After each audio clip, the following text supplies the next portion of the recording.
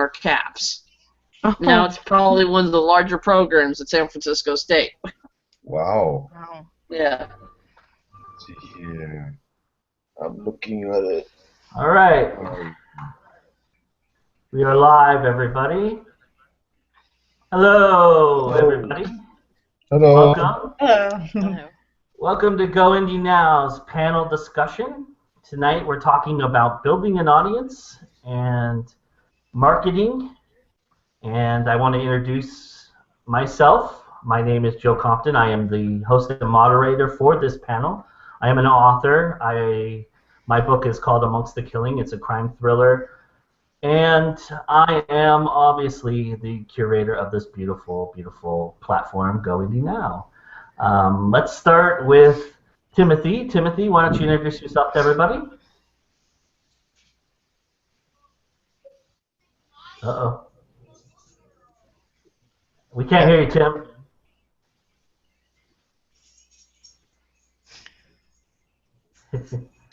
He muted his mic early.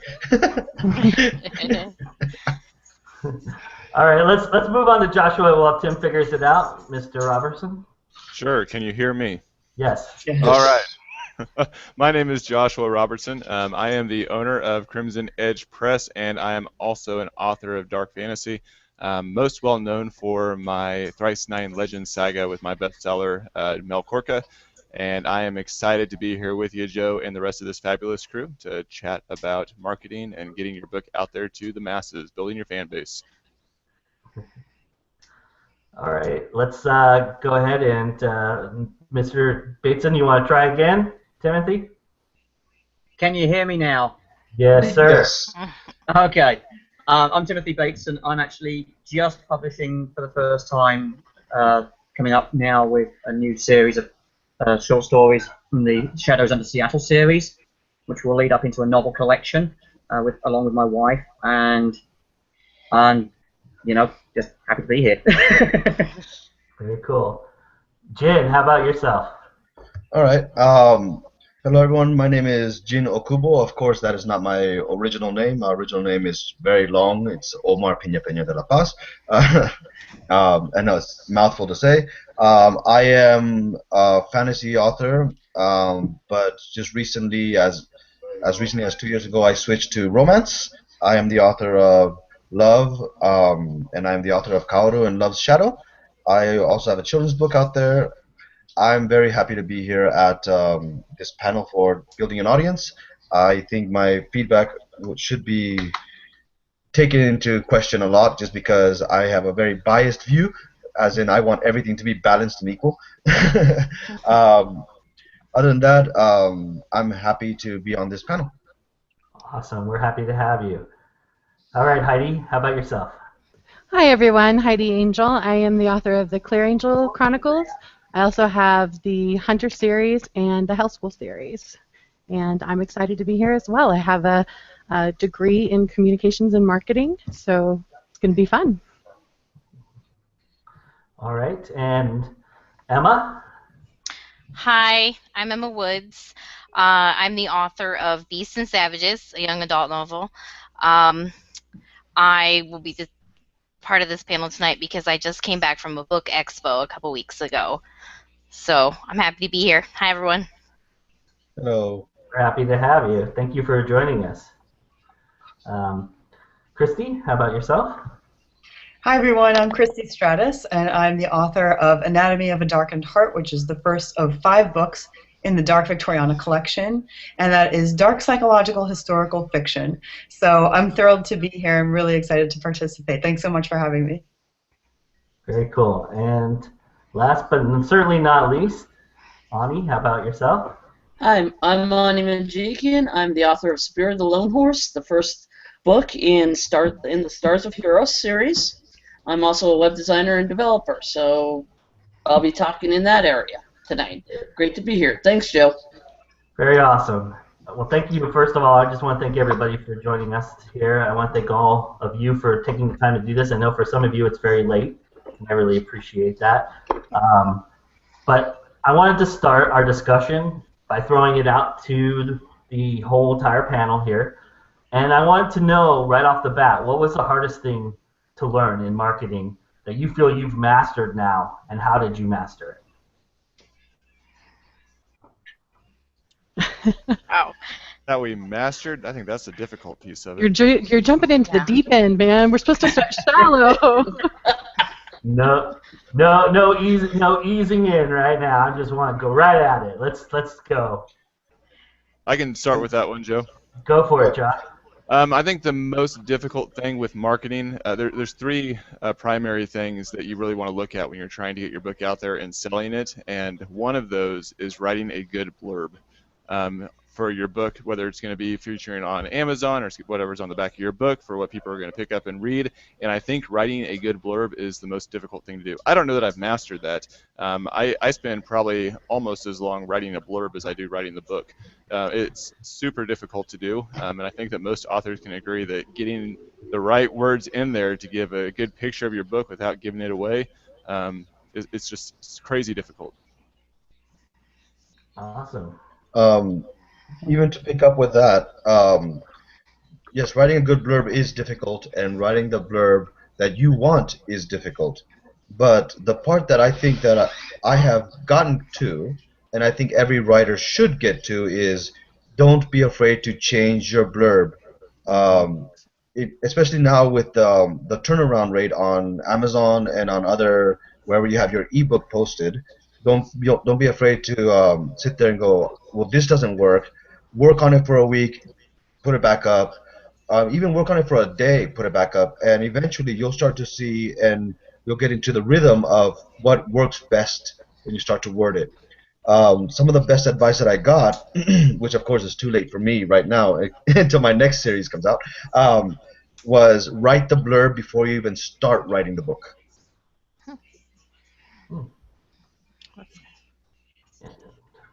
Yeah, I did that with I've done that a couple of times with short stories and stuff. I start with a blurb, which basically ends up being the basis of my outline. So the blurb basically is almost written by the time the book comes out.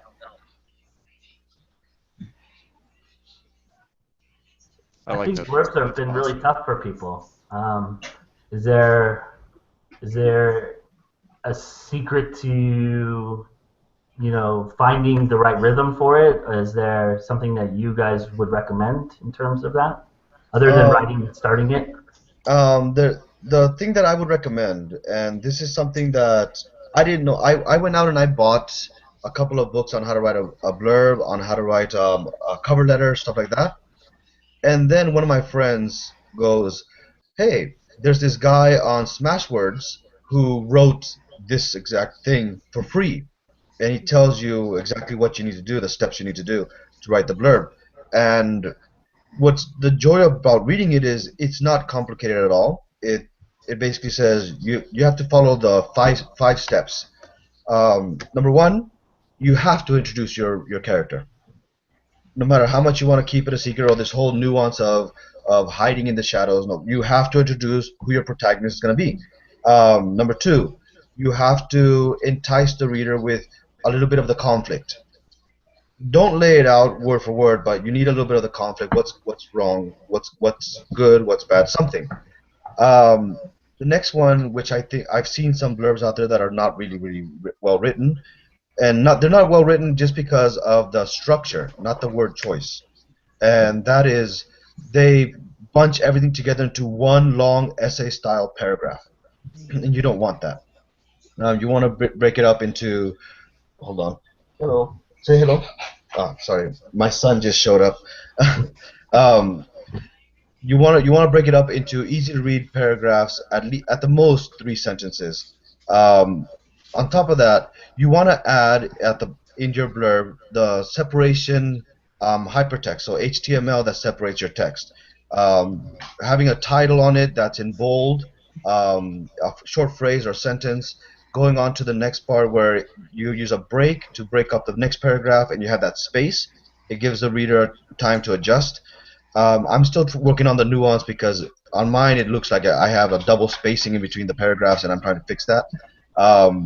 Then you go into putting what other people have said about your book, either in your reviews or to you personally, in quotations and italicized text at the bottom.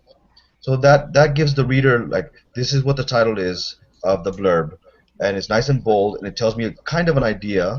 This is the main character and some of the conflict, and this is something that other people have said. And that nice little outline kind of makes the reader feel a little bit more that you spent more time and more professional about what your work is. What do you guys think? That's just Another good tip is to read in the genre that you're writing in. Read the blurbs of the other authors. And that's one that's really helpful for me because I write across multiple genres. and the way that the thing that draws readers changes constantly. And so just because you read it a year ago or 2 years ago doesn't mean you shouldn't read it again and update it as you go.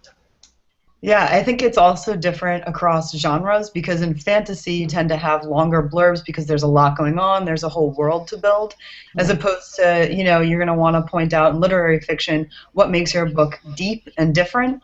So I definitely think it depends on the genre you're writing, and with short stories, if you have an anthology, you want to share multiple short stories and give a good variety like that. So like you said, I totally agree that you should definitely read a lot of blurbs and decide what you do and don't like and what you would and wouldn't want to read also. well. I would even. Oh, sorry. Go ahead. I was just going to say, using active language in your blurb, I think is extremely important. Right. I see several blurbs that are very passive in its delivery, and if a blurb is passive, I'm not so excited to delve into the book because I expect the writing there will be the same. So you have to really, word choice is important. You have to use active language and make the sentences grasp the reader, and not just, meander along and trying to drag them along through a very verbose backstory. If you wouldn't write it in your book, you shouldn't write it in your blurb, That's right. I would also recommend that you not only there is something to be said about reading outside your genre, and there's the reason why I read everything, is because even though it's written in a fantasy genre or it's written in a literary fiction genre, it can still help you to decide word choice on what you're going to do with yours. The same thing when you go out and you read someone's blog. Everything that you read, and people don't understand this, or they understand it but they forget it. Everything that you read tends to be absorbed into you, and it affects on how you write and how you view things. So when you read like the blurbs in another genre, you can take ideas from there and say, wait a minute, why don't I apply this to this here? Give my blurb a little bit of a freshness. And then I think it's Joshua. Yeah, Joshua said it very well. When you have to use active language, and one thing that I found that really helps when you write a blurb is you have to get sticky pads, memo pads, something, and write a different blurb on every single one, and then sit there. And I did this with my friends, and you sit there and you find the friend that's most willing to argue with you over the pettiest stuff. You want to find them, and then you read them the blurbs, or you show them the blurbs, and you let them argue with you over the petty stuff, and you'll see the holes that you've done. Everyone, this is my son. Say hello. Hi. Aww. So you find and with my friend Dean, he argues with me over the placement of a comma or whether or not it should be there, and that turns out a better blurb if you have someone who's going to argue with you, because the way you read it in your head and the way even if you read it out loud, you're reading it and you're imagining what you wrote. So you need that argument. Well, that actually applies to anything you write. I mean, even your own book, after you've read it like 20 million times editing it, your brain is going to substitute what it wants versus what you think it should have. Yeah. And that's why you need editors, and that's why you need people who beta read and stuff like that. And a good beta reader will point out and say, hey, look, this word is misspelled, or is it the wrong word choice? Sorry, Tim, you raised your hand. Sorry, I cut you off. No, not at all. I was basically going to say one of the tools I use most when I'm editing, whether it's a short blurb, whether it's a blog post or whatever, is I actually use a text-to-voice speech recognition package, and I listen to it back, and it gives you a good sense of the pacing and everything. Mm. That's very good. That's a great tip, Tim. How about covers? Anybody feel like they've got a handle on their cover and how did they manage to find their cover? And did everybody use an artist? Let me real quick question for Tim, and then um, Tim, which voice recognition software do you use? I actually use the built-in one in Windows right now, but I've come across, in the past I've used packages like Dragon and some of the packages that come out like the Audible type stuff, where it's just basically a straight read the text as it's written. Okay. I don't actually type using speech recognition, thankfully. I find it's a little too slow for my liking. Okay. Right. Sorry. Covers? Yes. Okay, actually, I'm sorry. I got really lucky with my cover. I was just goofing off, and I found mine pre-made for $35 from a professional person. And so this is it. It kind of goes with it. They kind of turn into beasts, and it's a young adult, so it works great. And then the artist gave me a really good deal because I ordered the second and third cover for the second and third book in the series together. So they're all by the same artist, and they're all matching. The only difference is colors, but they're the same style. I actually got another one of those people. I got lucky. I've actually got an upcoming release under a Hunter's Moon. This is the cover I got back. It's based in Seattle, and I actually got that as a thank you from another author who happened to have access to a lot of online materials and things and put it together for me as a thank you for helping her proofread her materials. Very cool. With my first two books, I had artists that did the artwork for me, and I didn't get lucky. I was really frustrated, and I am the classic do-it-yourselfer. I studied communication. I learned about how things go on a page. I'm not a great artist, but thanks to the internet and things like graphic stock, I can find images and put together my own covers. And so I actually did the cover for Angel's Dance myself on the back side. And then I also did the cover for Hell School myself, which I love because it gives me more control. I think that's probably the biggest reason I'm an indie author, is because when I first started shopping my books around, the publishers wanted me to change Clear's name because it was confusing, and I was like, you don't understand, she's psychic and it's Clear, and she's an angel and her last name's Angel. It makes sense. It really does make sense. It's a key part of the story, and they wouldn't pick it up because they didn't like that. And so if I want to have control over my book, I should have control over my whole book.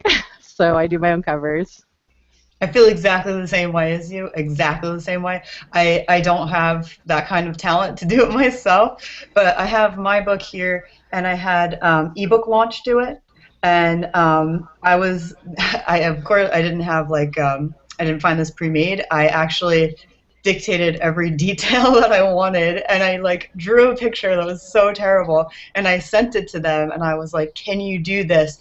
And we worked together, and through a lot of rounds, that's what we got. This is the front, and this is the back, and for me, what was most important, especially in my genre, which does have to do with, it has a lot of literary elements, was that every single thing on the cover means something. So every single thing on the cover, even down to the wallpaper, actually appears in the book. So you kind of get that moment where you're like, oh, okay, yeah, I get why that's on there now. So that just for me was really important.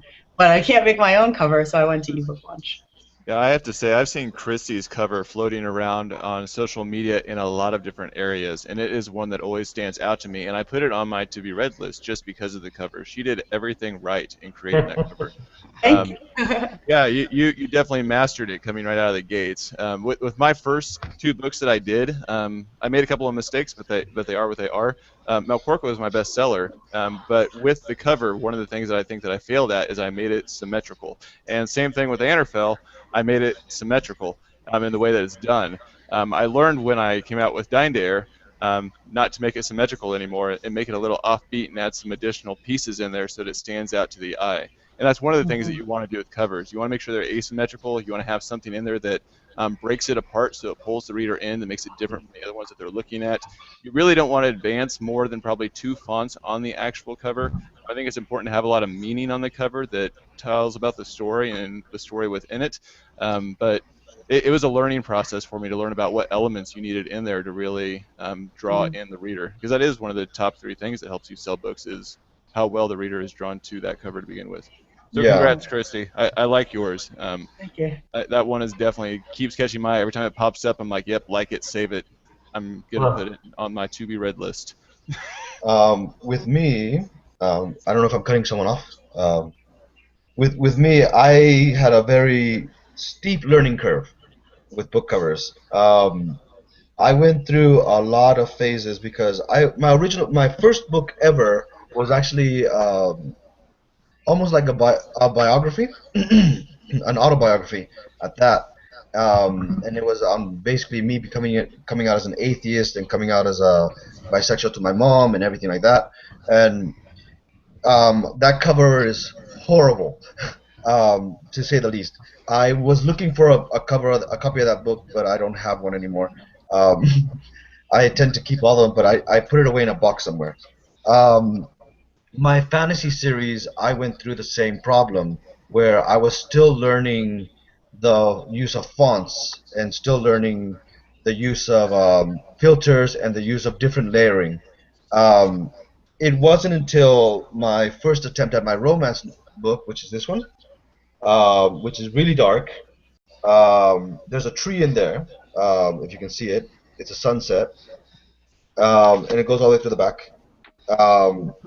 Well, this was one of my best attempts until I re-released the book with a lot more editing and a lot more which is the cover now.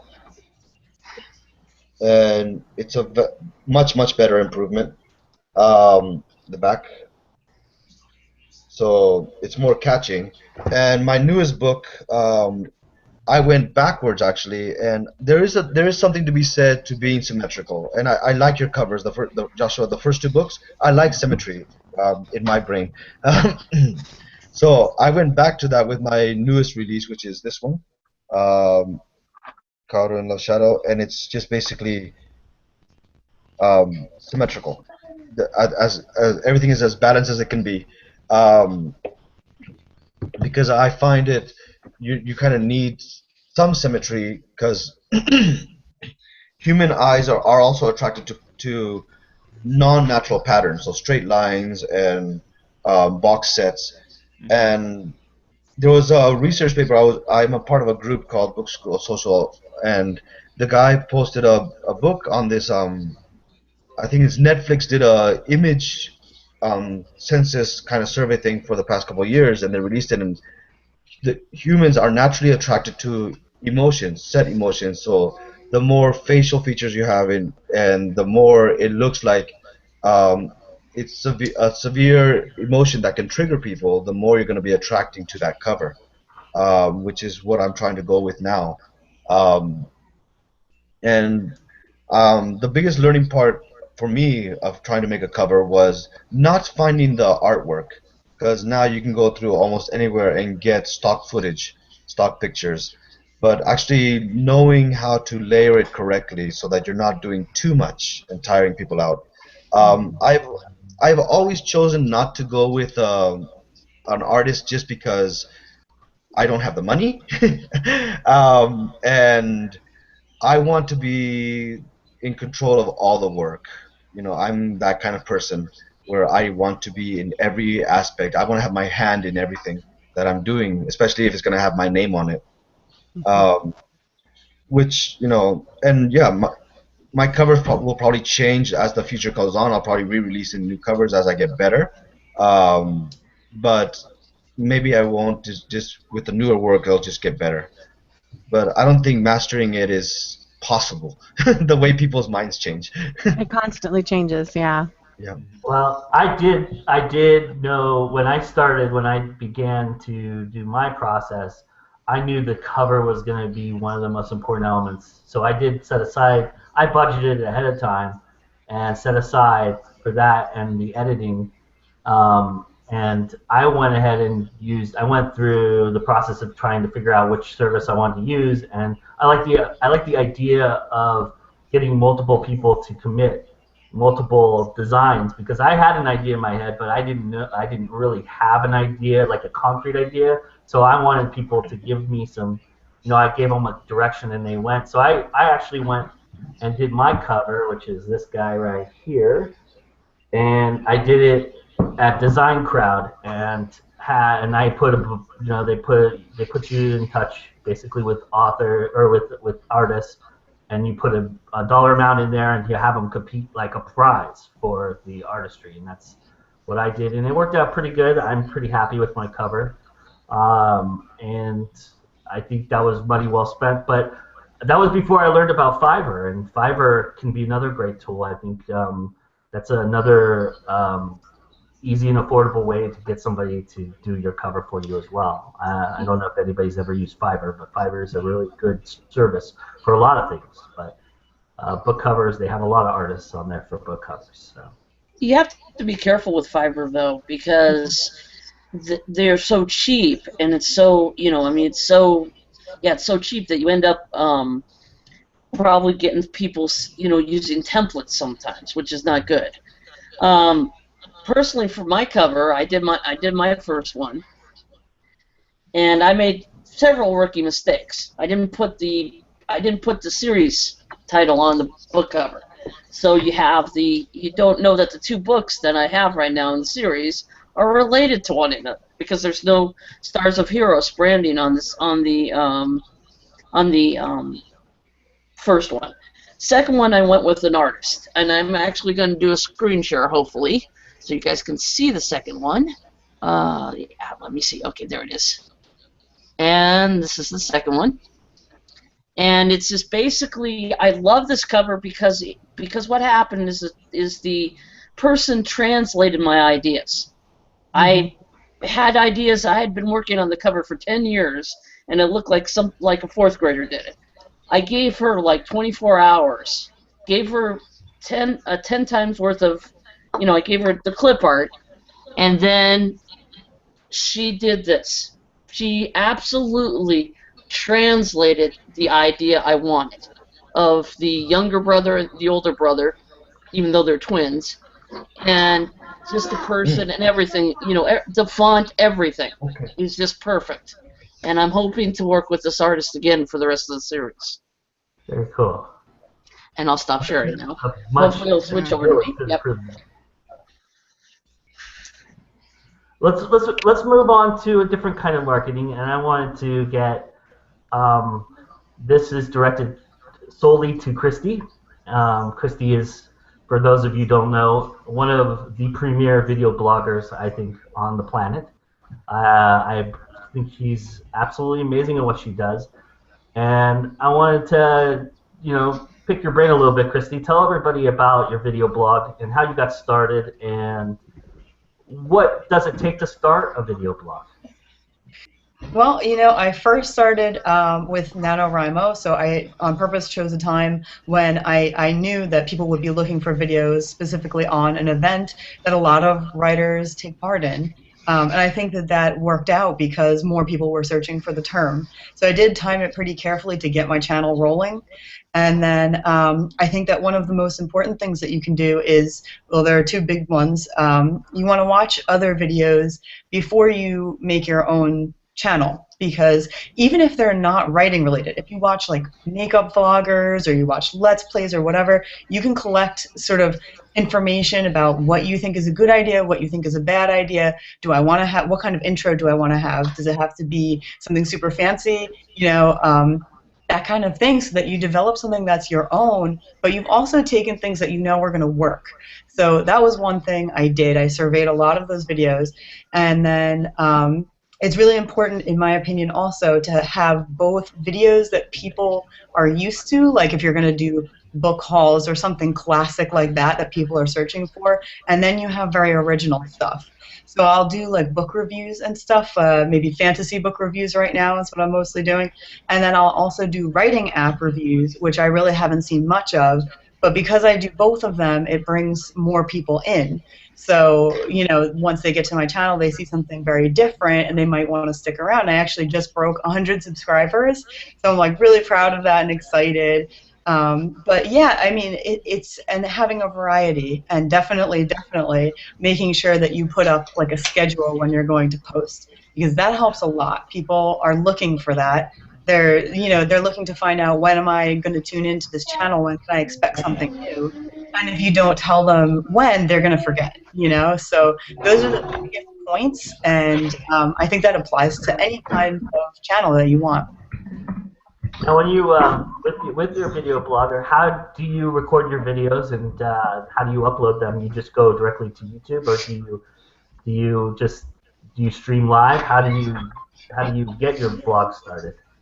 Well, I went out and bought a camera on purpose to do this. I have a Nikon, and it's older now. It's not, you know, I had gotten it on some major sale at Walmart because I wasn't even sure if this was going to work out at all. There was a very strong chance nobody's going to watch, and you know, because you just never know. So I went out and bought something that was good quality, but wasn't super expensive and not cutting edge. And I set that up, and I have changed locations a few times, what I want the background to be, but I record it, and then I put it on iMovie, and I edit it down because I do have a lot of ums and ahs that I want to get rid of, and then I upload it, you know, and it's taken me a while to find like good lighting and stuff like that. So little things like that shouldn't hold you up. It's just a matter of having your topics ready and having a few like ready to go, so you don't keep people waiting. If you post like one video and then you don't post for a month, you might as well not have posted it, you know. So that's how I started out, and I posted every day in November, and that definitely helped as well. And then I developed a schedule. And you don't do just static videos though. You are moving in a lot of videos that you do.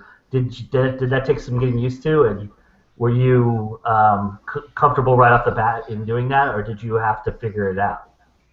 That was, and I did that with actually a different camera, but yeah, that was something that I really wanted to do. I was nervous about it just because I did that for like Belmar Book Con, you know, where I would interview authors live, and that was really cool. But it was also kind of scary because I'm trying to ask them questions and they're trying to answer at the same time, and I don't want to edit that, you know, I don't want to have to cut that down. So that did take some getting used to, but again, like I watched other people's videos, I saw what the expectation was, and I made sure that I knew how to carry out that expectation before I videotaped it. I want to encourage everybody to go and check out Christie's vlog,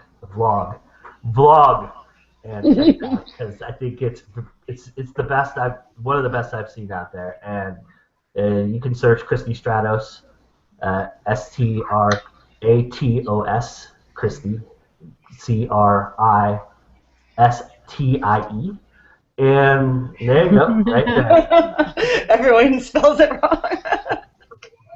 And check it out because it's fantastic, and you should be subscribing because she covers a lot of ground.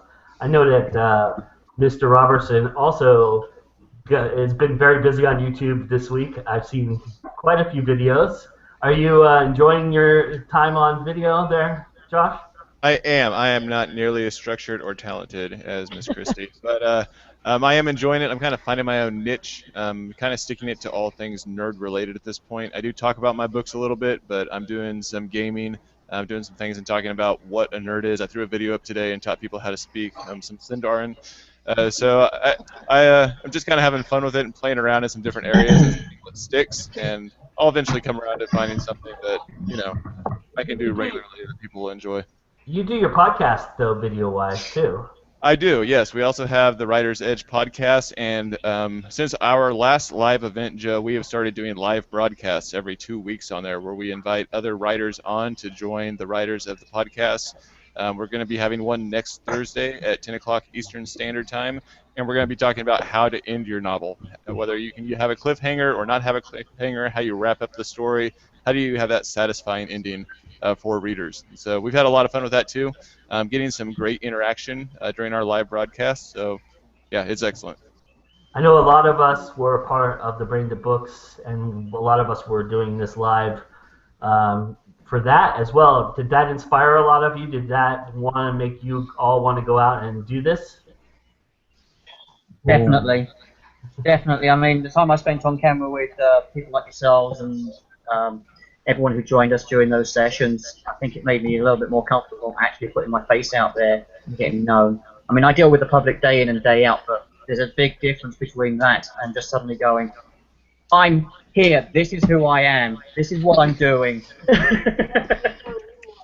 There's something to be said for video, too, in that it makes them, in terms of marketing, it makes a true connection to your viewers. Your viewers see you, they can talk to you, they can interact with you.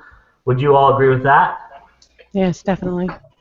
Yes, but the but that I'm getting to is I made a memo here right here, which I want to ask Christie and then Joshua, is you're putting all this extra work into your video blogging and into your whole thing. When I had video blogging before, I found that it actually affected my writing in a sense of it would limit my writing time because I spent so much time prepping for the videos.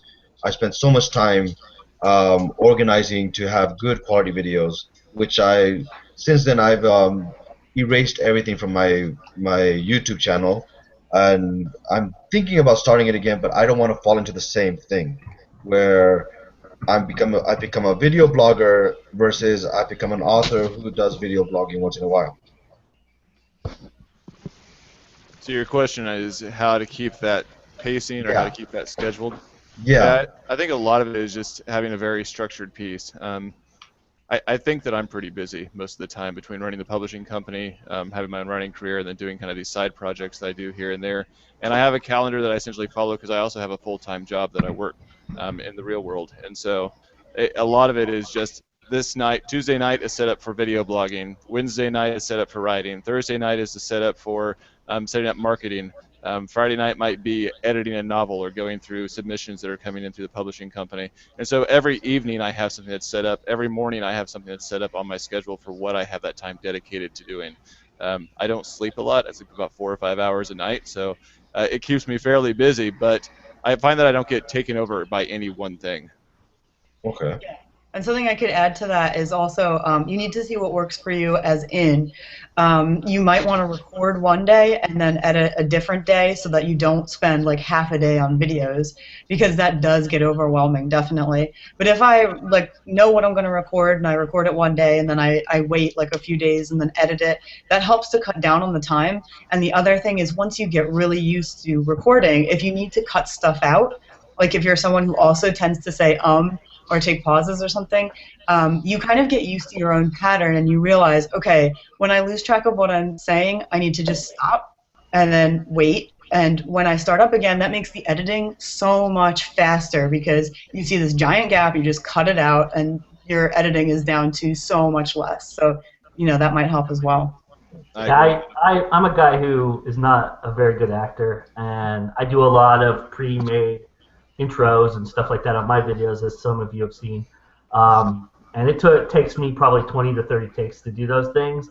The first time I did it, it was awful. I did like 30 or 40 takes. Now it takes me 5 or 10. As you start to do it more, and you, like Christy said, you develop your rhythm and your patterns, you start to realize that, your brain starts to generate the idea that you're doing and ah, and you stop, and you just get into that rhythm and you do it, and it becomes a lot quicker. The first couple times may be frustrating, but if you continuously go through it, you'll develop that, and it'll get quicker for you too. I don't want to admit how many times it took me. Oh, sorry. Go ahead, Tim. I don't want to admit to how many times I took trying to put together a 1-minute intro for a panel I did. I mean, I think I spent 6 hours trying to do a 1-minute intro.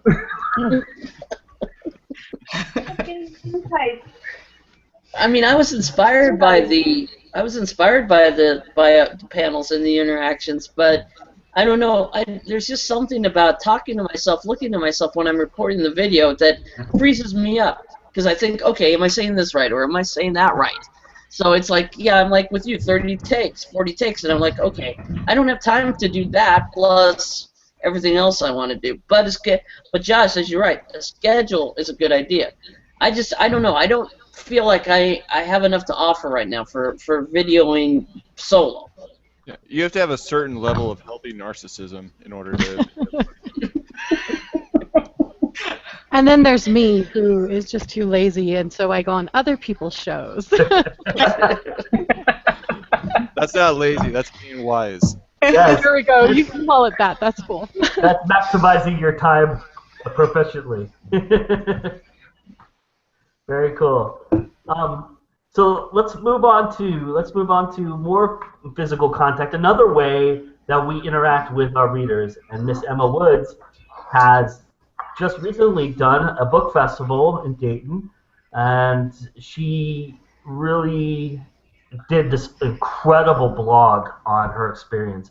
I read it, and it's fantastic, and I think everybody should definitely go check that out. Emma, talk about your experience and what it was like interacting with people, and what did you do to prepare for it, and as you got into it, what changed for you, and how did you deal with certain things? Thank you. It's awesome that you read it. It's a 3-part. The first one is out. I wrote the second one today, actually. First of all, it is very hard to find any place, at least where I live in Ohio, that will allow indie authors. We have this huge book festival in Columbus called Ohioana. They lost funding, so the first thing that they cut was indie authors. So I had to drive 2.5 hours to Dayton, Ohio, which is down by Cincinnati, to go to the only place I could find that would take me, basically. And it was a good experience. It's kind of validating. You get there, and then other people are like, oh, you're an author, and they don't really question how you got the paperbacks sitting on your table. You just have them. So there was that. I also have to say that it was odd to me. I talked to about 30 of the 81 authors that were there, and I was one of the very few indie authors there. And the people who were traditionally published basically were like, yeah, I have my book, and I told my publisher and my agent that I was here, and that's all that they did to get ready. Oh. So, yes. I wish it was that easy to do a festival.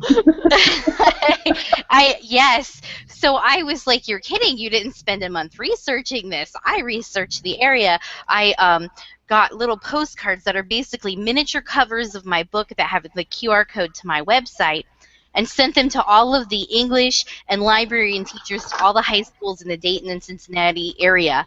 Like, hey, I'm going to be at this book fair. The QR code will take you to my webpage. There's a link to the site there.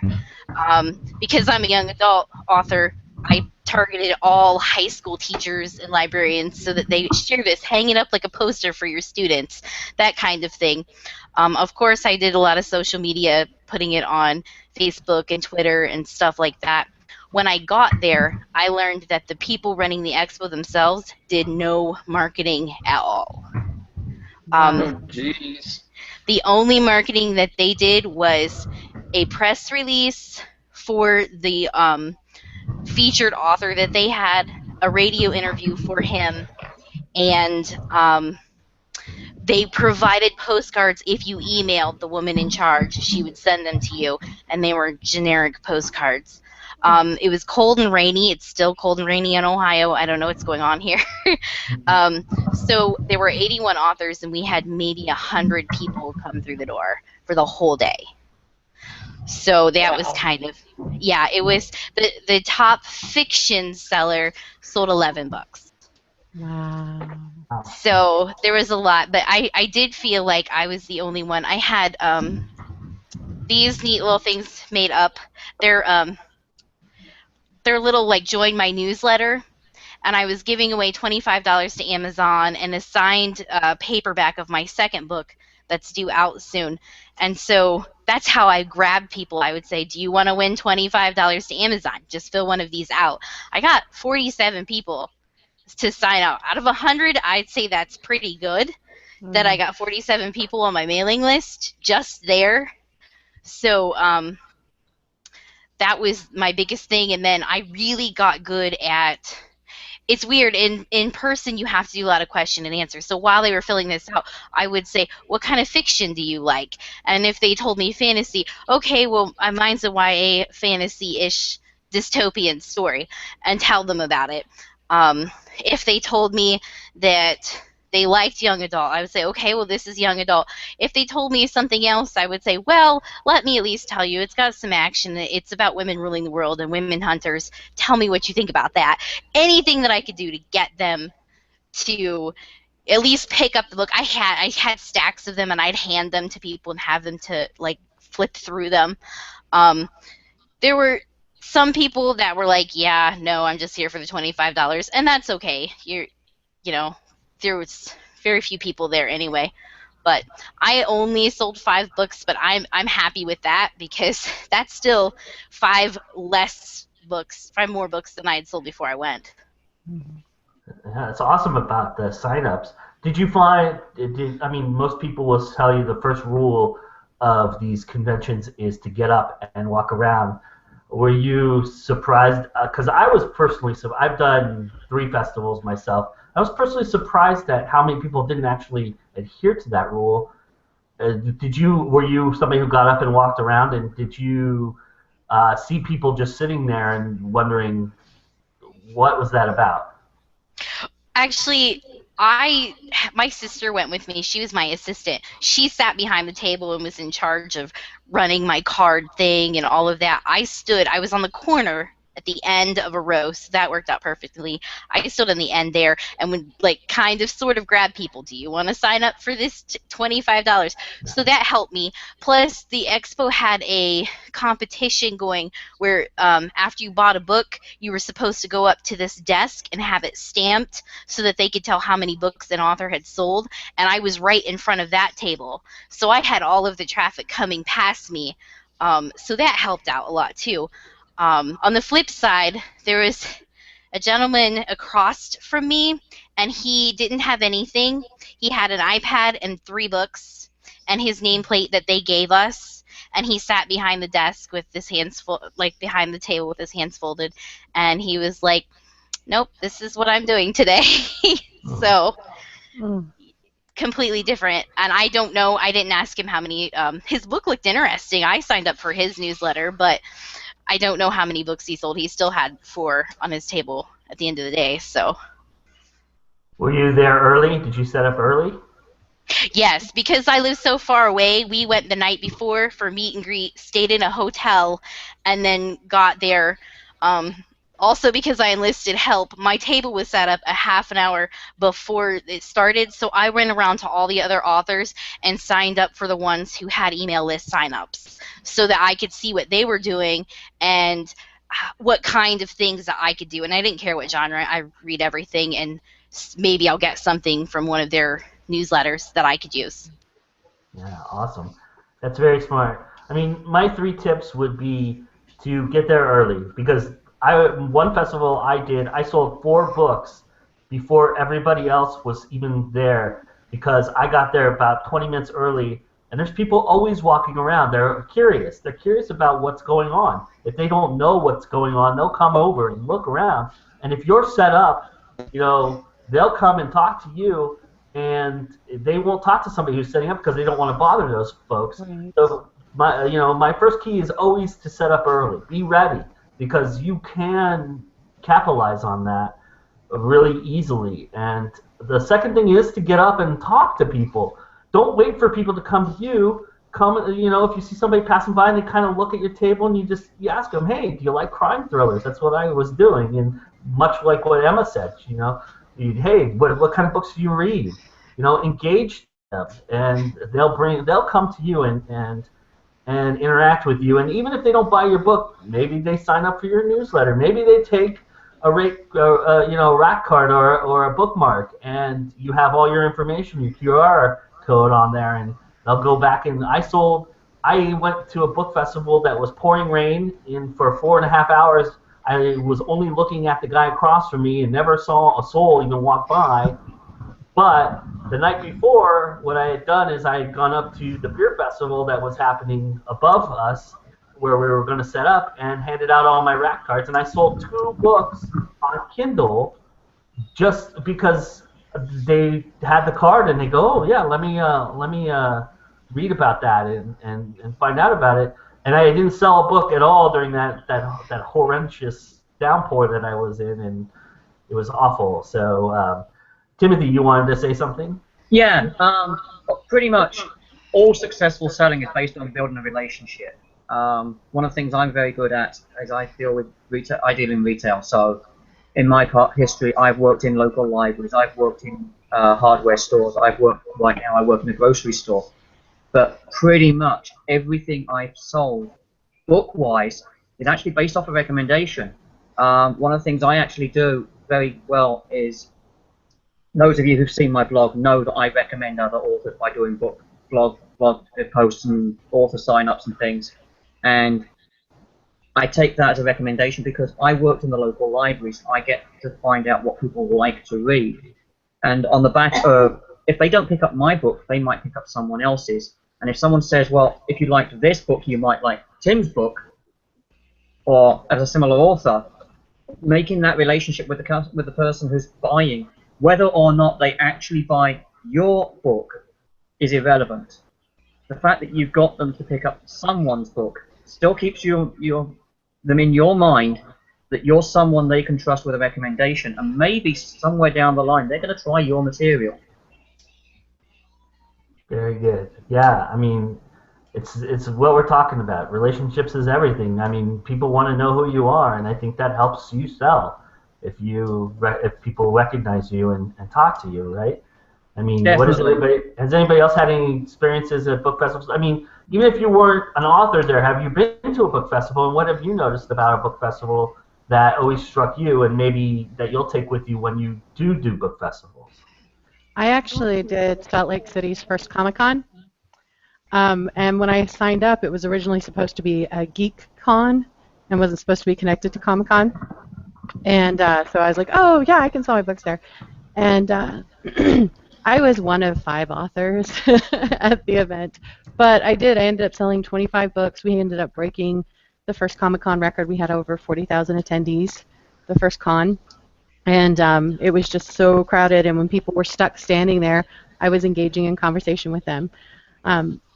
The second year I did it, they didn't have as much success because it was more established as Comic-Con.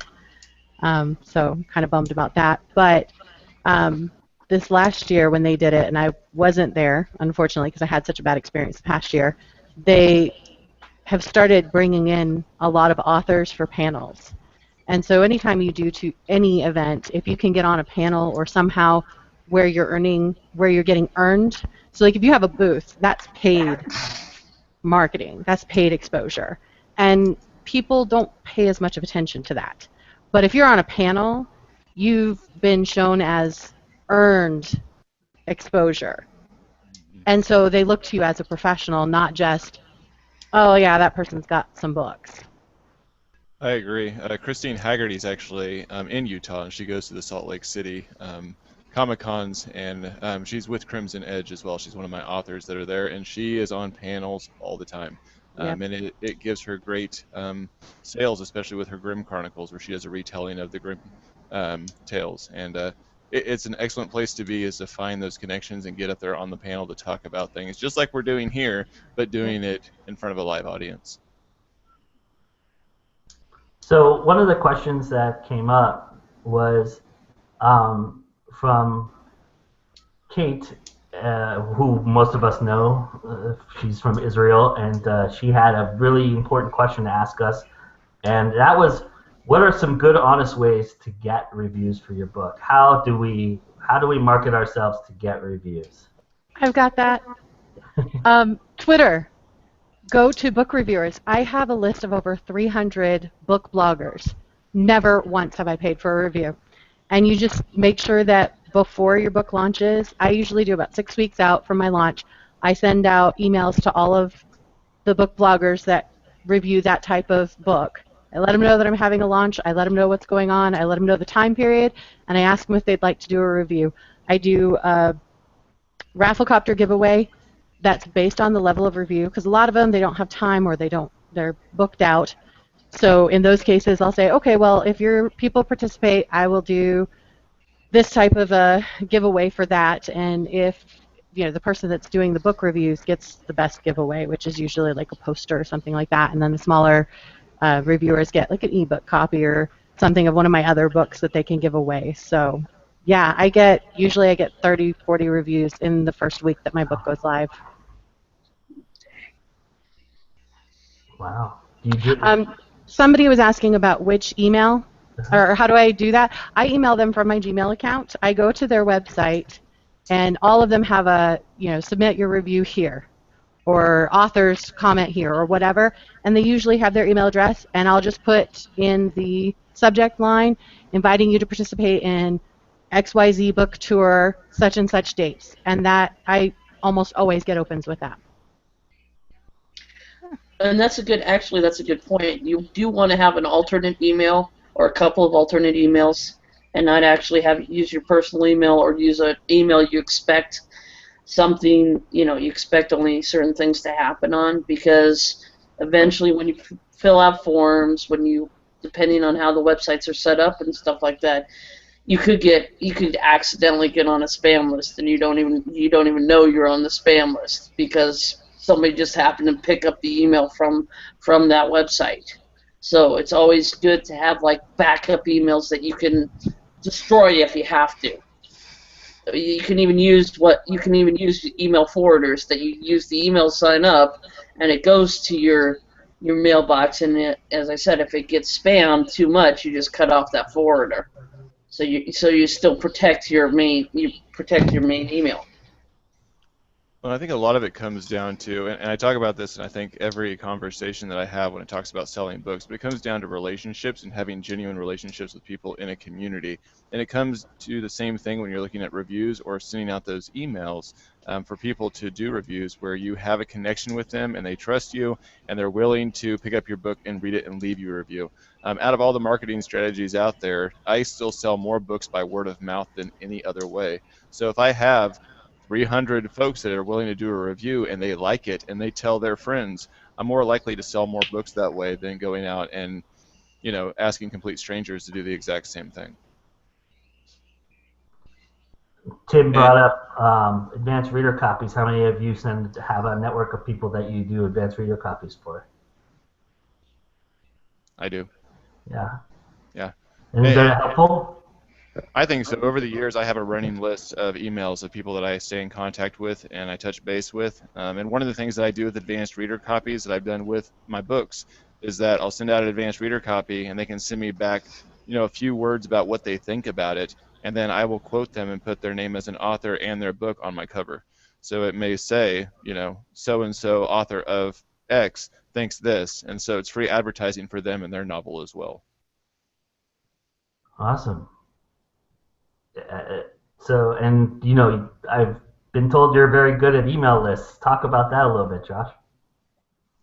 I don't know how good I am at it. I started building my fan base about 2 years before the release of my book, and so I had a pretty large fan base before I even started. And so through the course of that, I've had a pretty substantial email list that I've kept tabs on, where everybody's organized, whether or not they're an author or a writer or a publisher, or whatever their role is in the writing world, and I keep them separated so I know who to contact for whatever it is that I'm looking for in that particular time.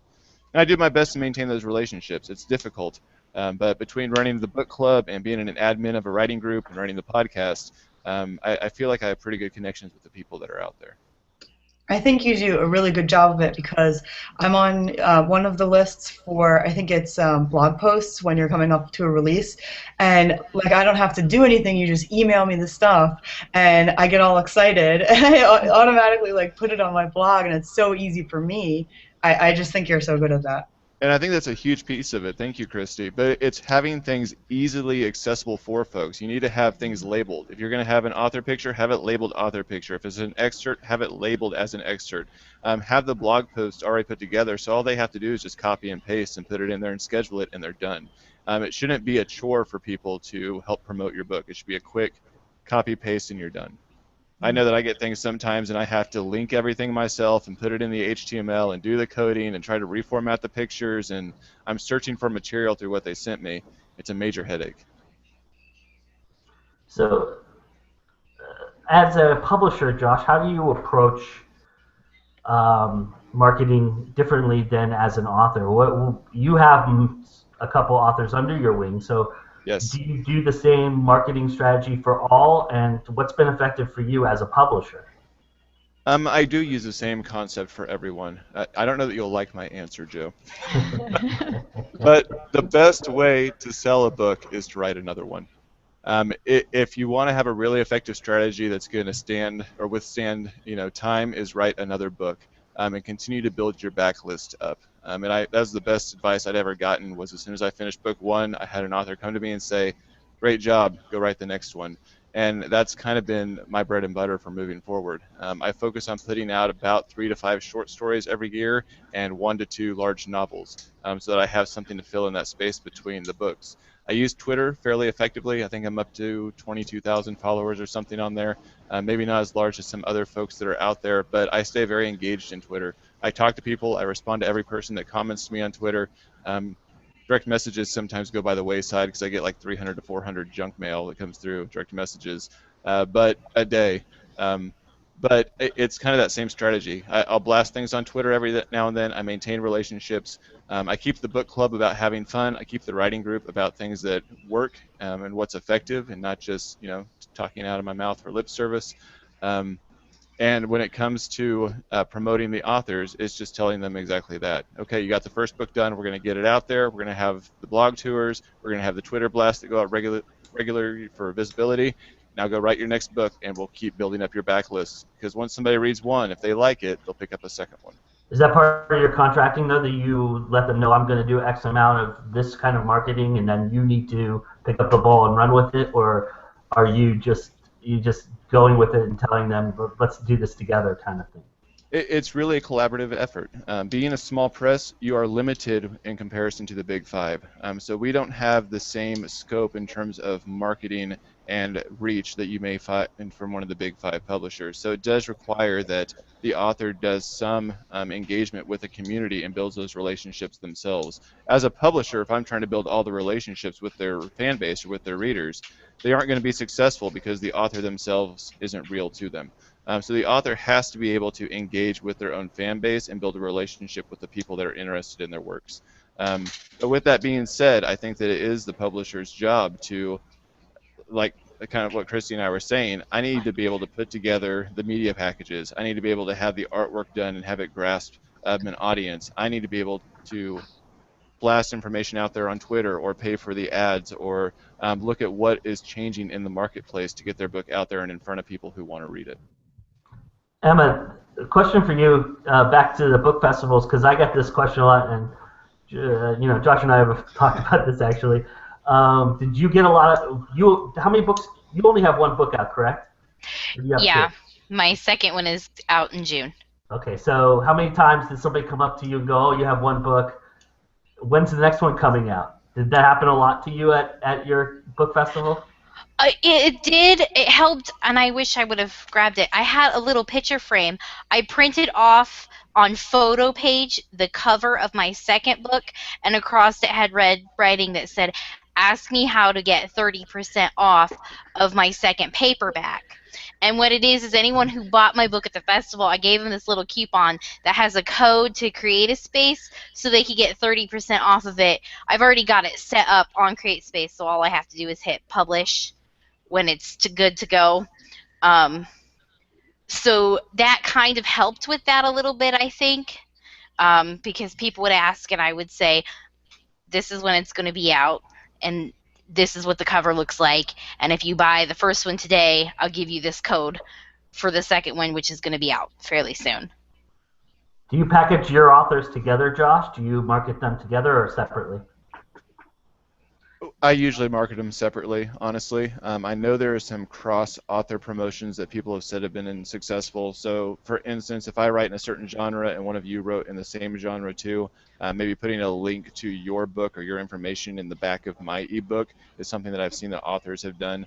I have found myself really successful with newsletters and combining with other authors to co-jointly put a newsletter out. Right now we do the weekly fantasy fix, and we've had tons of people jump on board with that in the past 2 months. I've probably increased the following there by 250% by joining with other authors on a newsletter. And in that sense, we market together and present all of our books. Awesome. I want to get Heidi in here because Heidi, for those of you who don't know, is very versed in the marketing world. And I just have a degree. That's all. Tell everybody out there, because there's quite a misconception of what's advertising and what's marketing. So kind of give us an idea of what the differences are and how you can differentiate yourself as a marketer as opposed to an advertiser. Yeah, absolutely. So like I had mentioned earlier, there are different types of exposure, and all of these things come under marketing. But the first one is paid exposure, and that is advertising. If you have to pay for a spot in a magazine, if you have to pay for an advertisement on Facebook, that's advertising. And people know it's paid, and they don't pay as much attention to it. It doesn't work as effectively because it's just trying to sell them crap. And then you have the other two, which are the most popular but also the hardest to gain, which is owned advertising, although thanks to the internet, that's opened up a lot. But being able to have your own e-newsletter, being able to have your own blog, being able to manage your own social media, because you're building those real relationships. And then what used to be almost impossible, but has become, again, thanks to the internet, widely popular, is earned exposure. And that's doing things like what we're doing here with the panel, and doing guest posts on other people's blogs, attending events and being a speaker. And in those places, you're seen as a professional. You're seen as someone who is experienced. And you get more kudos than you do with paid advertising, because anybody can run a paid advertising campaign. And so when you do earned and owned marketing, it takes time to build that up. There's a grassroots campaign that has to happen to build that into your marketing campaign, and you don't always see sales right away. And a lot of people expect that you're going to immediately, like, I just dropped $50 on a Facebook ad, I should get $50 back in no time at all. But unless you have $1,000 to drop a day, you're not going to see the kind of returns because it's paid advertising. And with earned and with owned, you see some more of that results, but because they're relationship built, it takes more time. They're not going to buy the first time they see you. It usually takes 7 impressions for an impulse buy.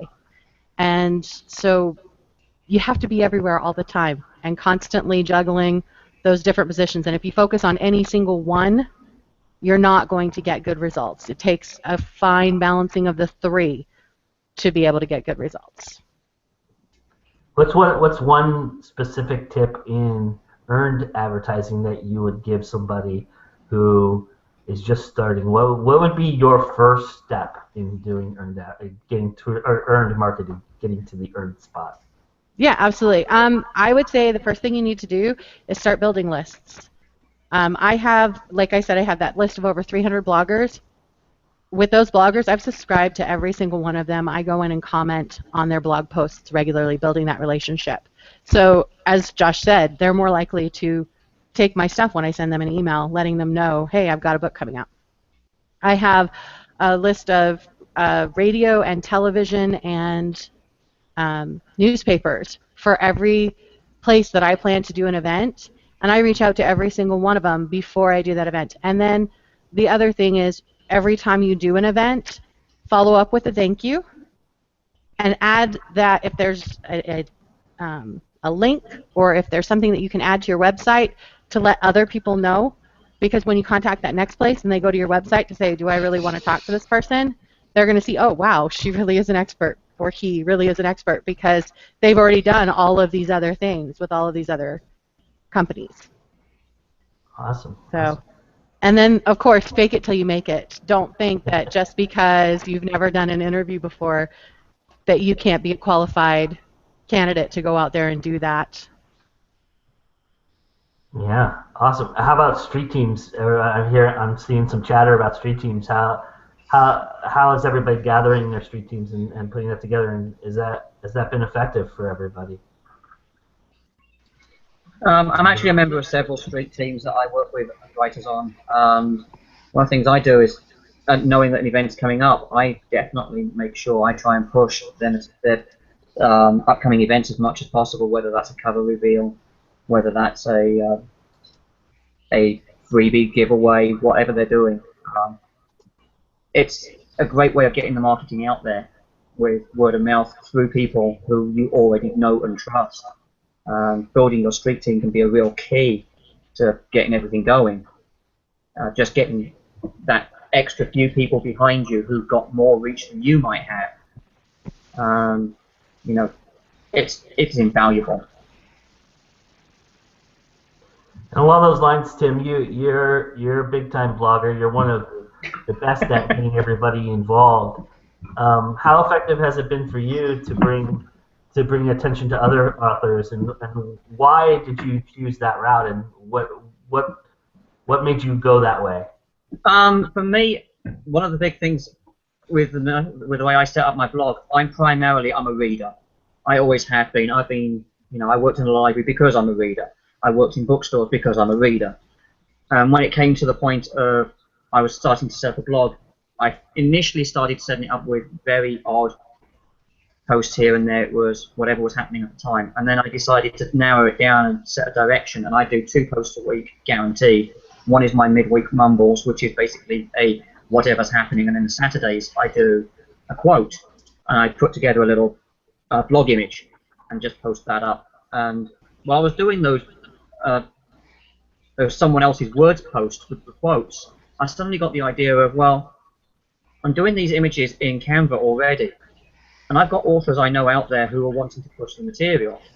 Why don't I do a poster for them and actually put a blog post together from their press kits, which it basically gives you an outline of the book, the author details, where you can buy it, where you can find the authors online, and use the blog posts as a means of going, here, big image, this is coming up, this is on sale soon, or it's on sale now, and pushing other people's material. I had a lot of success with people giving me feedback saying, where can I find more information? And obviously I direct people to the bottom of the email, to the bottom of the blog. Here's where you can find these people. I've had a lot of success with that. I mean, I wouldn't say I was a big time blogger, but I get a lot of hits on these posts because I very carefully tag each and every post as to what it pertains to. So my someone else's words I always tag as a quote, or quote of the day, and I get a lot of feedback from that because it goes out to Twitter, it goes out to Facebook, it goes out to Google Plus through WordPress, and that's just a straight blast out every time it goes out. That's a lot of exposure for very, very little work. And then people retweet. I see on my quotes, I can see 10 to 20 retweets in a space of half an hour of it going out. And then it usually drops off the bottom because of Twitter functions. But then I'll see someone in Facebook reposts it, or I'll see connections on Google Plus and people commenting. And that retweeting and reposting and everything, again, it functions the same way as the street teams. It's more exposure that you're generating for nothing. People are seeing it, they're getting it, they're sending it back out because it was of interest to them. And all you've done is you put together one post, sent it out through 5 or 6 different streams of media, and suddenly you've got something that can explode if you pick the right topic. Awesome. Very cool. I know that all of us blog other authors and promote other authors that way too. Has that been effective for your own personal marketing for some of you? I think it has for me. I'm a member of Indie Books Be Seen, and so part of that is we all chipped in $40, and we get this catalog of every author's books, whatever books they want in, and it has QR codes to their Amazon or whatever they sell their book. I got to take those. Mark Shaw is the guy that heads it up. He's really awesome. He express shipped them to me so I would have them in time to take them to the expo. I got rid of almost everyone that was on my table because everybody's like, what is this? It's a free catalog. So not only did it have my book in it in case they didn't get it that day, but it had 40 other authors in it as well that they could peruse through and shop. It was by genre.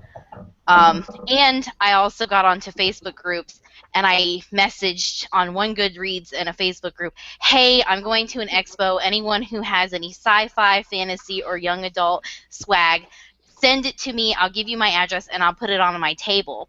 And I did that too. So I gave away other people's stuff if it was similar to what I had going on. And a lot of people sent me really awesome stuff. So that it worked out good, I think. I felt like I was helping them and helping me at the same time because when they do something, they'll remember, oh, yeah, she's the one who was willing to pass out my stuff. So. Very cool. Anybody else have any? I'm sorry, go ahead, Heidi. Yeah, I found that, so I have two different things that I do on my blog. One is a Meet the Author Monday, and whenever the post goes up, I tag that author on Twitter and on Facebook.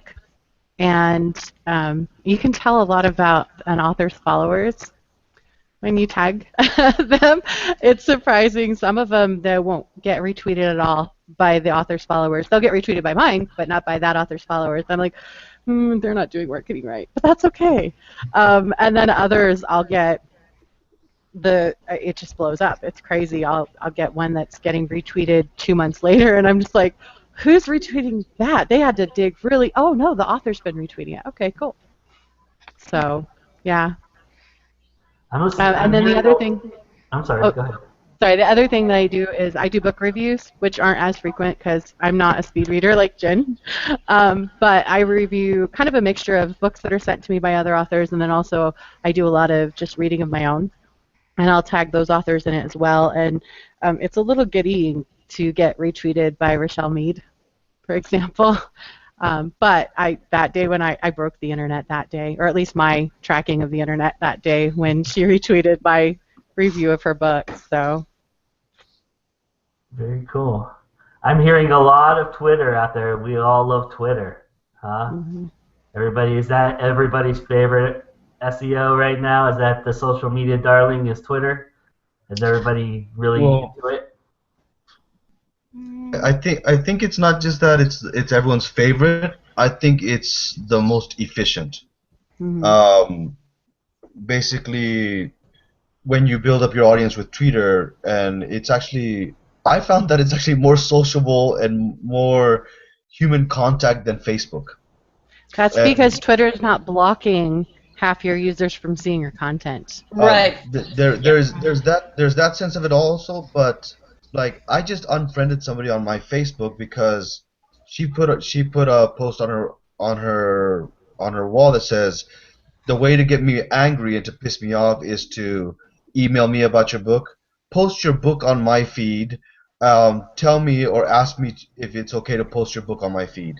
I'm like, you're a member of a indie group, we should say, fine, put your book on my blog, I don't care, but that's not social, that's antisocial, because of course other people in the group probably have posted her book, have shared her book. There's this stigma where you're not supposed to promote yourself.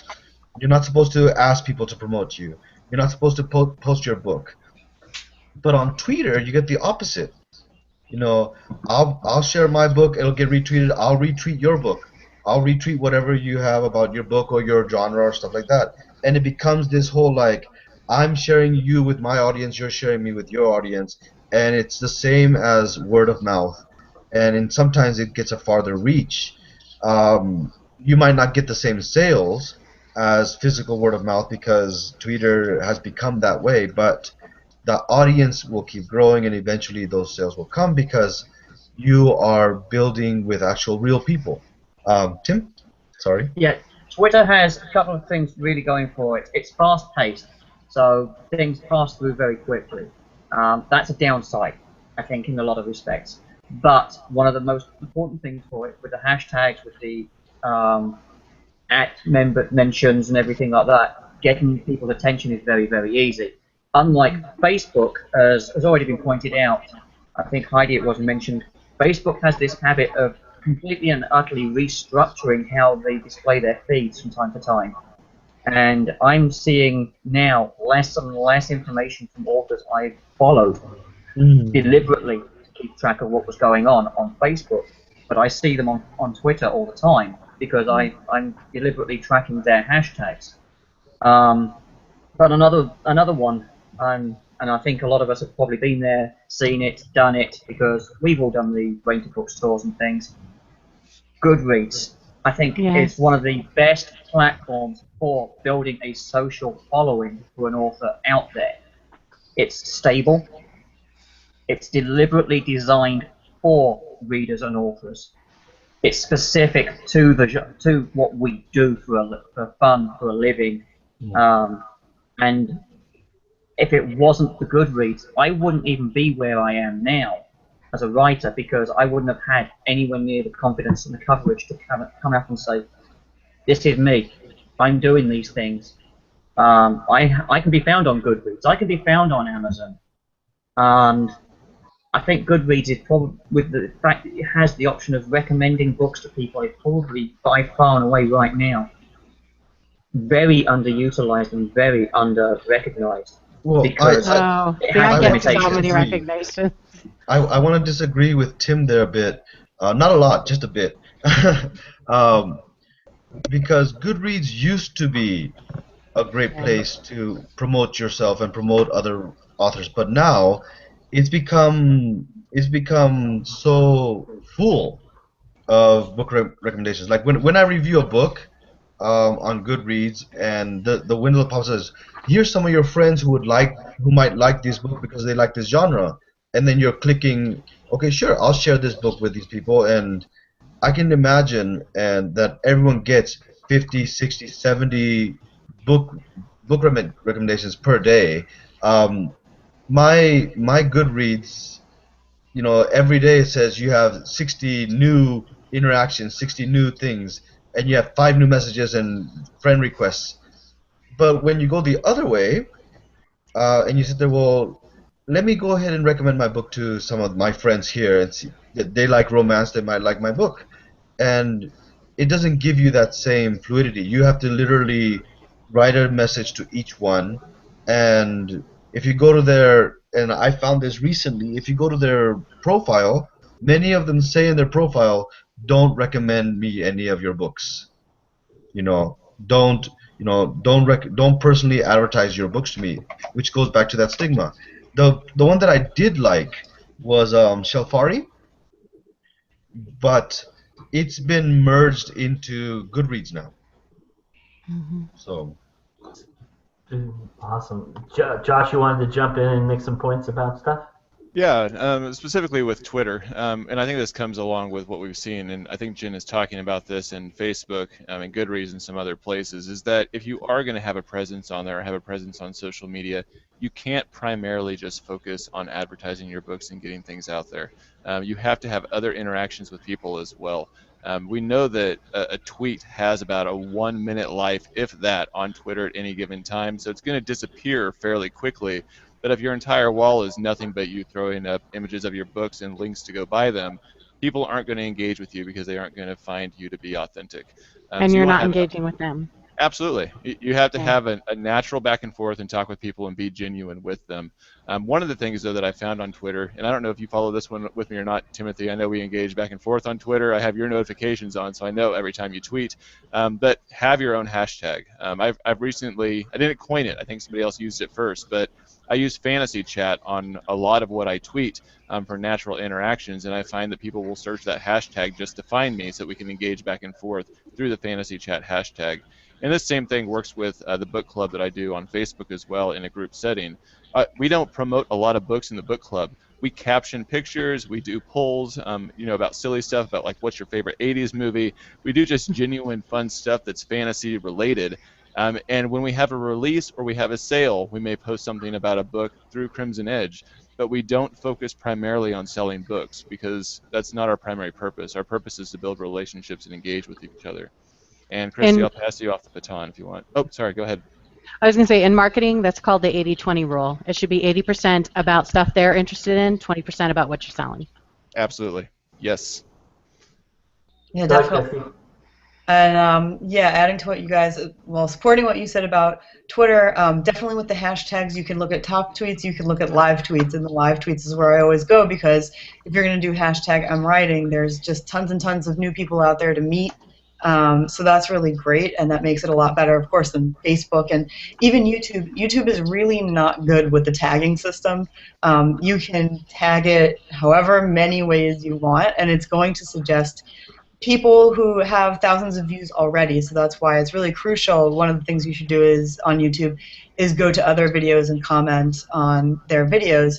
But I wanted to say another really, really underused thing by authors is Instagram, and I've been having a lot of success with that. I didn't think I was going to. At first I was just posting like the typical pictures of food and cookies and stuff like that, but once I started publishing like quotes from my upcoming books and maybe haikus I had just written, I really started getting followers and people were really interested in that stuff.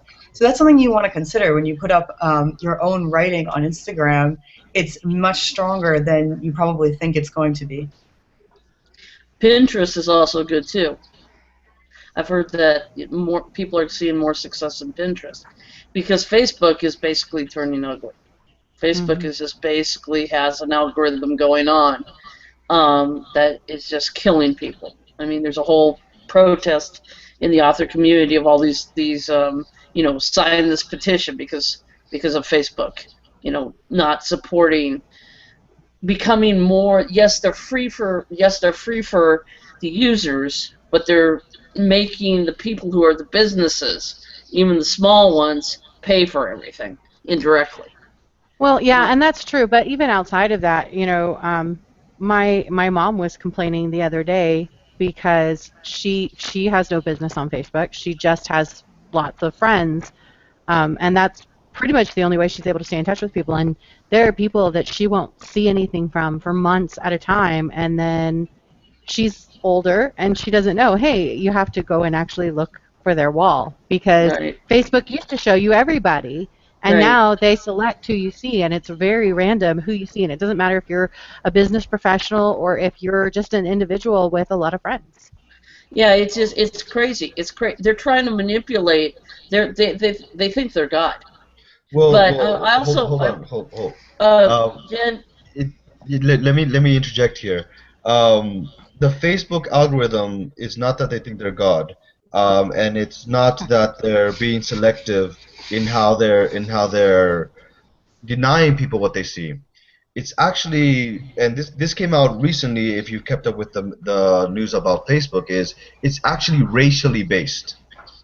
And they're catering what your ethnic background is, and they're catering to what will probably sell to you, versus what will. So if you have a multi-diversity of friends, you're less likely to see anything posted by the ones that don't match your ethnic or racial background, and that's where Facebook is really.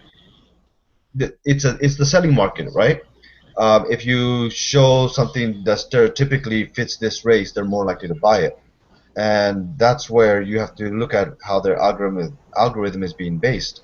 Whether it's right or wrong, I personally think it's wrong, but it's their business model, and it's how they can generate the most sales. From the small author point of view, they want to generate money from the pages. So if you have pages, they want those $5. They want those, to get the page clicks, which again you should never pay for because that came out a couple years ago that they're just farming it out to India groups, which will just basically click on everything. Right. Right. Um, what I was also going to agree with all the community building, because it is, social media is about community building. Um, but you're right. I have seen on Facebook. I've seen where I've done like a just a basic, dialogue posting, and I may get 5 people. But if I post something, if I hook on to something like when the Disney people got stuck in the airport, um, I hooked on to the fact that I was trying to do a story idea. I got a lot more people. And what the weird thing is I even remember I posted a photo gallery of 3 of my book covers, and that actually had the most responses on Facebook. And all it was the same pictures I had posted before, just in one spot. I did post. You guys were talking about hashtags. In the chat, I did post 2 links of two very effective hashtag sites. One of them is called Hashtagify Me, and basically you can put a plain English word in there, and it will give you the hashtags to use, and basically also have a branching of the hashtags. And then the second site I posted was they have a paid plugin. They have paid trending. If you want to use it with Google, if you want to use it with Twitter, you have to pay for it. But they have a free service, and it's by righttag.com/hashtag-search.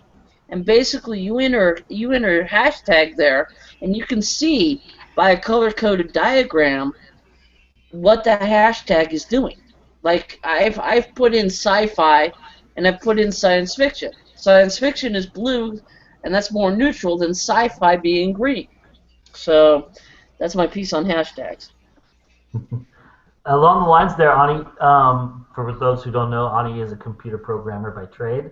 And so give us a couple tips for authors out there to market on building a website and such. Tell me. Well, some good tips. Well, let's see. What's some good tips? Don't use GoDaddy. Or seriously, you want to look at if you're gonna pick a, and I'll have to find this website again. If you're gonna pick a web host, you want to pick a web host that's going to give you the speed you need. And GoDaddy crams a lot of things on their shared server, because one of the things that Google is doing is they are looking at page speed. The search engines look at page load times for how people load, how fast things load, and that speaks to another thing. If you have an image, if you have a book image, do not load your 5 megabyte book image up to your website. That is just like it'll render, but it will basically, your site will take a long time to render based on that. And yes, you can resize, but you don't want to resize in the browser. You actually want to load your pictures the size you want them at before you upload to your website. You want to do all the sizing, because that controls quality, that controls page load times, that controls everything. The next thing you want to do is you want to make sure that when you're doing anything, like if you're doing something in WordPress, if you're doing something in Drupal, you're doing something in a templated-based system, you want to do a template that puts the content first, or puts the content up towards the top of the screen. Because basically, the search engines will look at the first 200 lines of code. And if your content's way down here, way down at the bottom of the screen, it's not going to find it. And the other thing is you don't want to use inline styles if you don't have to. That's what style sheets are for. Not only do they make sure you have a consistent look, they eliminate the amount of characters that your site uses. Let's see, from a less technical standpoint. Let's see, I'm trying to think. Oh yeah, when you do dialogue posts, always use tags. Categories are nice, but tags are kind of like it's like you know, putting a signpost up for Google and saying, hey, I'm here. Find my content at this spot. Let's see, what else? I mean, I could go on for hours. So, ask me specific things. Okay, so in WordPress, Mhm. how does one do all of what you were just talking about? Because WordPress does a lot of that Right. pre-generated for you, right? Not necessarily pre-generated, but what it does is, let me do this. Hang on one second. I'm going to go back here for a second, and I will just pull up a post that I just did today, and I will pull up my back end. What it does, which is nice and really kind of cool, is WordPress will allow you to add categories and allow you to add pages, or no, tags, from the posting screen. So you're like right here, you have you can actually add a new category right there. So you can actually add tags. It also, I mean, add categories. It also, which is really nice, is highlights the tags you use the most. So you'll notice that my books is one of the biggest ones, so is writer and writing, because I like that's what I tag myself. And the nice thing about it is if an author is starting out and they have no experience whatsoever, I recommend getting a WordPress.com bylog. You can always go to self-hosting later, and self-hosting has the advantage of being able to do plugins. But they actually have a page which highlights these tags. So besides the what's hot or what's trending, they'll have a page with tags on there. I forgot what the URL is, but people will actually find you based on what you've put. I'm going to stop sharing now. So What's the difference between a category? the other thing that it is nice. The other thing is nice about WordPress is you can actually do, and it's not showing right now because I did this new post. When you want to do a post and you want other people to share it, actually WordPress.com has the ability to share new posts. So you can actually, before you even finish writing the post, you can have a beta reader, or let's say you're doing it about the author post and you want to share it with the author so they can approve it. You can send them a link. What's the difference between a category and a tag? What is a category used for? Well, category is more like, let's say, an upper level kind of taxonomy. It's like let's say I have football games as my category. So I have the general idea of football games. Or actually, let me go up to my. Oh, no, I can't do that one because that's already been done. But you have football as a category, so you use a tag like San Francisco Giants, or not San Francisco Giants. That's the baseball team. 49ers. Sorry. San Francisco 49ers, Seattle Seahawks, Oakland Raiders. So what it does is the category gives you the broad spectrum, while the tag gives you the specifics. So like I could do something where I'm saying philosophy and insight, which could cover, you know, everything from Aristotle to my own thoughts in my head, and then I could just put writer, or I could put Aristotle, or I could put what specifically that particular post covers. Awesome. Very cool. So let's try to wrap this up, and I want to ask everybody, what do you think is the biggest misconception about marketing that people have? Selling. That is basically you have to sell your soul to do it. I learned a lot this week that basically it's more, marketing is more being yourself and knowing your audience. I actually went through a bylog split because I wanted to make sure that the writers had their own blog and the readers had their own blog. It's not, marketing is not selling. I mean, it is selling in a way, but it's not, it's more of building a long-term relationship than trying to make a fast buck. Yep. I would have to say expectations, I think, is a big one. For first-time authors, you may sell books in the hundreds, not in the thousands, and sometimes we think we're going to write that one-hit wonder, and it's just not going to happen. And so one of the things you just have to do is make sure you have a good blurb, make sure you have a good cover, make sure that it looks professional, up there on the site that you're selling it on, and then move forward from there. And don't just sit back and think that, the sales are going to come rolling in. Listening to everyone.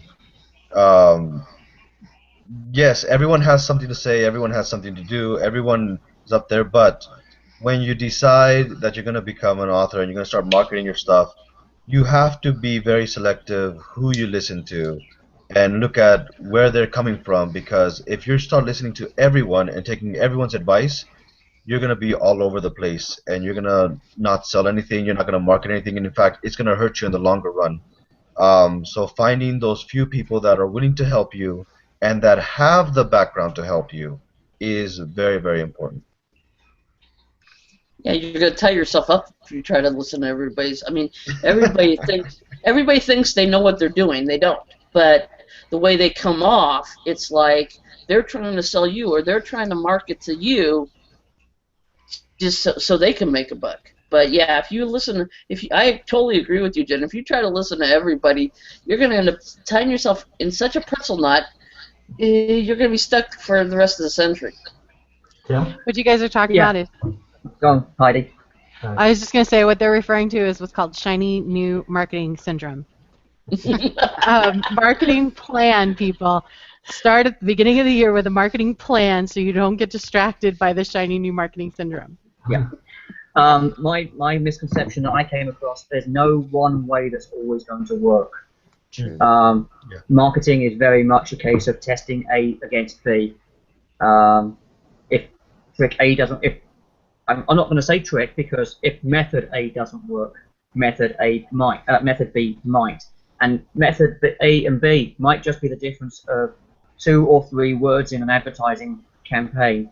It might be, you're changing your byline on your subtitle or whatever. 2 or 3 words can make a huge difference and grab attention, where something that reads the same to you psychologically to someone else is so different that they just didn't even bother clicking. Don't be afraid to test. My biggest. Oh, I'm sorry. Go ahead, Christie. I'm sorry.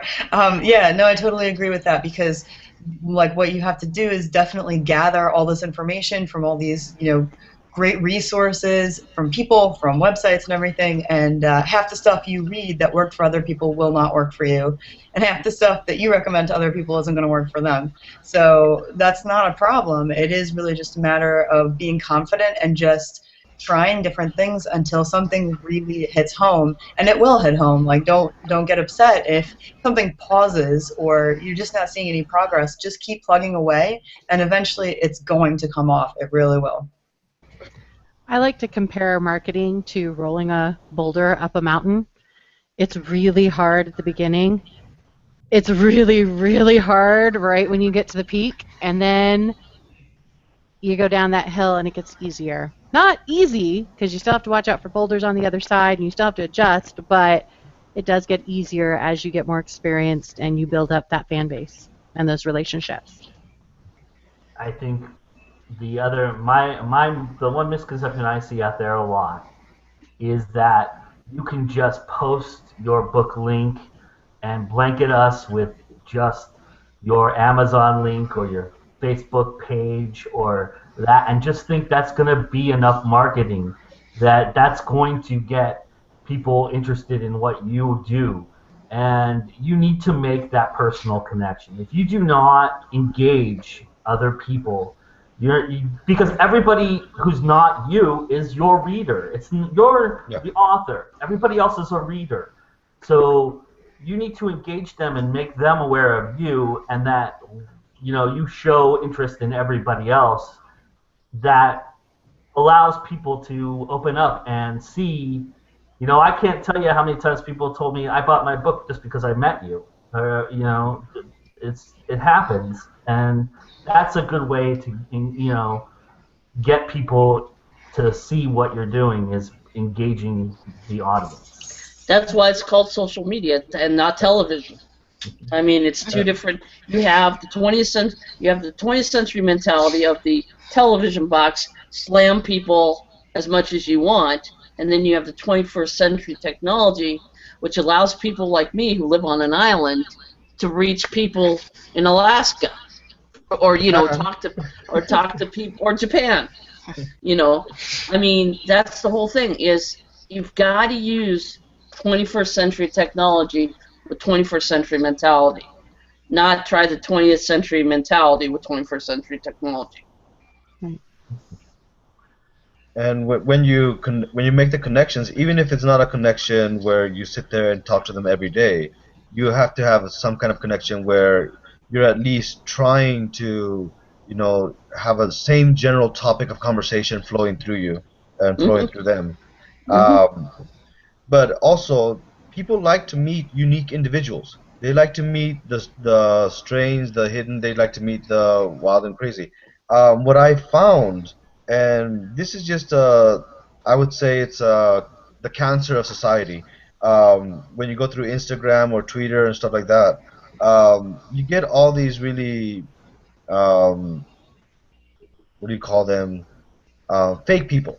That's the most polite. That's the kindest way I can say it. The fake people, where it's everything that you want in a person that you want to hang out with, but they turn around and there's nothing there.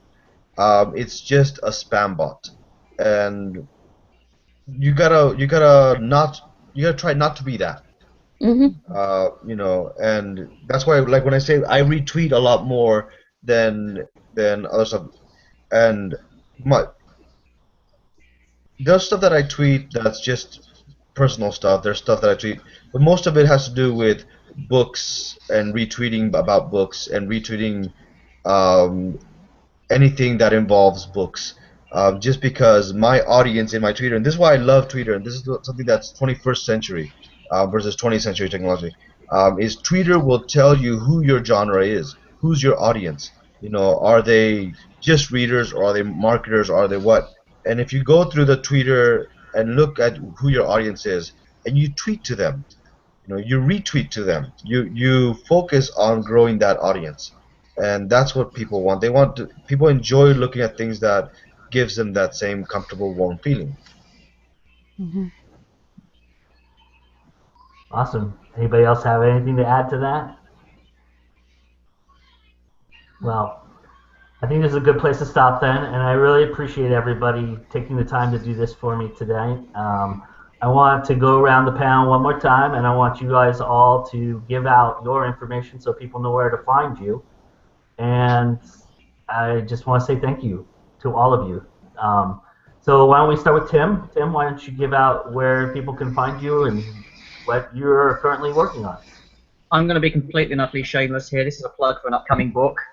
It's a short story release, and if I can find it here. It should have been appearing any moment. No, okay. I'm just putting out a short story for the first time under my own name. It's called Under a Hunter's Moon. It's coming out in late June, and right now it's available on Amazon for pre-order.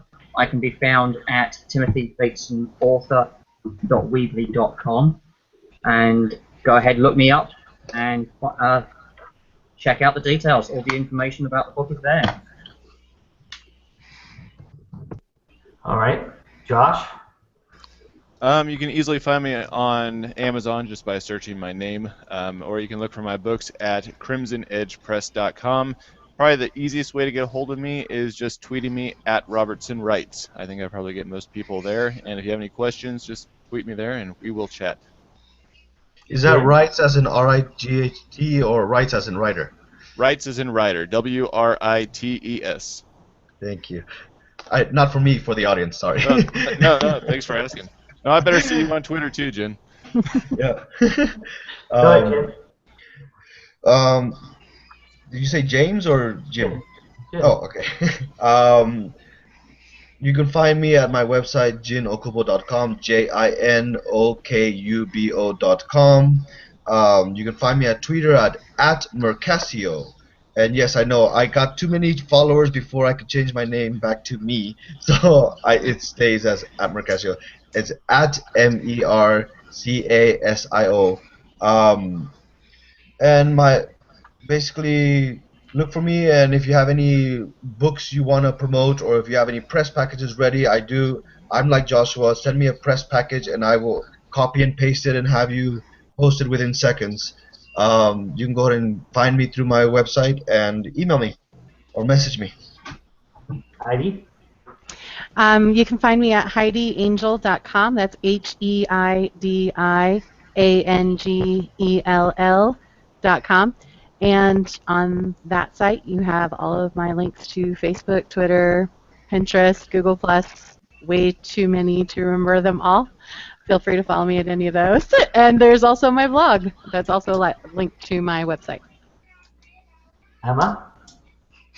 My website it's WordPress, the Emma Woods, like THE Emma Woods.wordpress.com. The Emma Woods is also my Facebook and my Twitter. I'm on Pinterest as Emma Woods. Everything is the Emma Woods because there's another Emma Woods author, and I get confused with her all the time. So I had to figure out something to do because I don't write Christian Cowboy.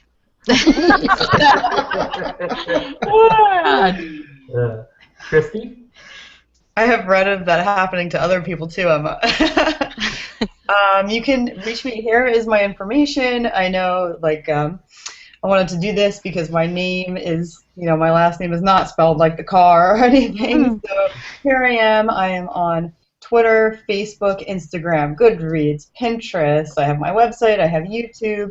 I have everything, and it's all under Christie Stratus. So just search my name, and you will find me. And Ani? And I'm coming.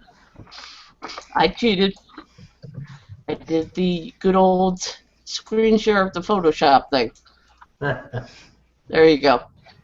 There's all my information. I have more sites, but basically if you look up Lone Horse Endeavors, Lone Horse End, or Stars of Heroes, you'll find me. But it's basically Lone Horse End on Twitter, Facebook.com, Stars of Heroes, starsofheroes.com, Write the Writer. I'm also under Goodreads at /Lone Horse End, and I have an Amazon page. So. Awesome. Well, for everybody out there, I am Joe Compton. This is Go Indie Now, and that is where you can find us at GoIndieNow.com. Our third episode of our monthly magazine show drops on May 23rd, which features the one and only Mr. Jin Okubo. He is actually an interview in episode 3, so everybody check that out for sure. And we will be doing this monthly. I have the next scheduled panel to take place on June 18th, and we're going to probably talk about world building. That seemed to be a popular topic that people email me that I should cover. So everybody want to check that out and put that on your calendar, June 18th. That's another Saturday night. And we'll be back on May 23rd with our third episode. This episode of this panel discussion will be available on my website. I'm sure everybody here will post it on theirs as well. It'll also be on my YouTube channel. Please do subscribe to my YouTube channel, and you'll be able to know when these things happen as they're happening. And I would love to see you all there. And we will also be posting this entire conversation for those of you who I know very popularly love the audio podcasts. They will be available on iTunes, my website, and Podbean. So you'll get the full audio version of this conversation as well. And that's that, everybody. Have a good night. Thank you so much for joining us. Good night, everybody. Thank you, everybody. Good night. Thank you. Good night. Thank you.